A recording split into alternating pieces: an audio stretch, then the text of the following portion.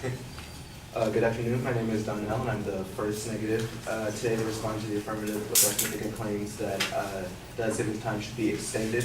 Negative studies regarding daylight saving time are a reality about the time shift, and standard time is not standard.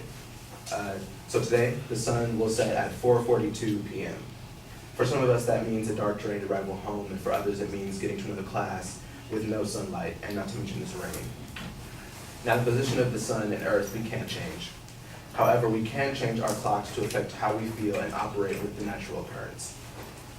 By making daylight savings time year-round, we remove much of the anxiety that comes with the switch from daylight saving time to standard, as well as extend daylight in short winter days. Daylight saving time in the winter would mean that today the sun would have risen at 7:44 a.m. However, it would not set until 5:42 p.m., giving us an extra hour of evening light.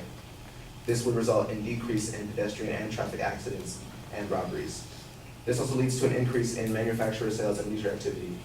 Now, this may seem like a minute, unaffected change. However, it gets rid of a large struggle that makes people against daylight savings time, standard time, which was instituted in the U.S. and Canada by railroad manufacturers in November of 1883. Prior to that, time was based on whatever major clock was in the area, from church people or a jeweler's window. However, standard time isn't truly standard if we only stick to it out of 4 months of the whole year. Daylight savings time is a majority of the year, which is what people mostly used to. People's grievances lay specifically in the shift in time between daylight savings time and standard time.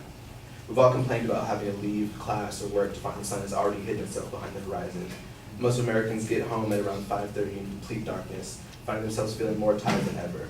The shortening of daylight isn't something that we can affect, as it has everything to do with the Earth's movement around the sun. However, we could alleviate some of that frustration related to the early sunset by extending the springing forward of our clocks rather than really getting rid of daylight savings time. The dependence on daylight savings time no longer affects the agriculture and manufacturing system of our country as greatly as it would have when daylight savings time was first introduced. According to the USDA in 1918, when daylight savings time went into effect in the U.S. for the first time, farmers made up nearly 30% of the U.S. population.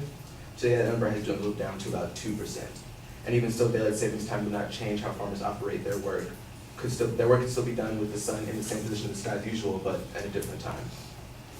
If the purpose of daylight savings time is to get the most out of sunlight out of a functioning day, why are we not using it when the sunlight is most scarce? So, making daylight savings time permanent may not be ideal, again, for farmers, but by using it in the winter days, we can extend the time that we would be working, and when you get out of work, like an average worker, they would have an extra hour to do other things that people do when they get home, those opposed to daylight savings time will often cite hundreds of stats regarding the effects of daylight savings time has on different aspects of society. However, it is not the concept of daylight savings time itself that causes the negative occurrences, but rather the disturbance of people's circadian rhythm.